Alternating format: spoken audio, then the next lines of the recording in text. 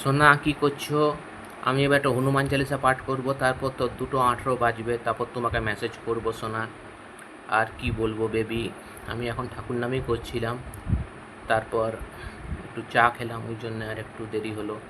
এবার আমি হনুমান চালিসা পাঠ করব বেবি। আর তোমায় কি বলবো যে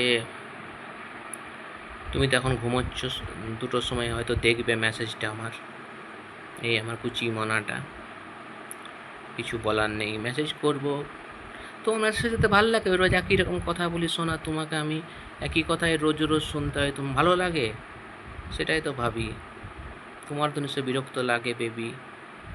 কি বলবো, এখানে খুব গরম পড়েছে, বাইরে আরাম কিন্তু ঘরে খুব গরম।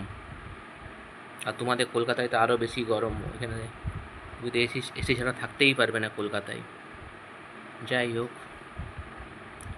ঠিক আছে সোনা, তোমাকে মেসেজ করবো 2:18-তে, তখন দেখো। নিলে আমার কুচি মনাটা একটা কিস দাও শোনা, ঠোঁটে ঠোঁট, তোমার ঠোঁট আর আমার ঠোঁট এক হয়ে যাবে, আমার বেবিটা।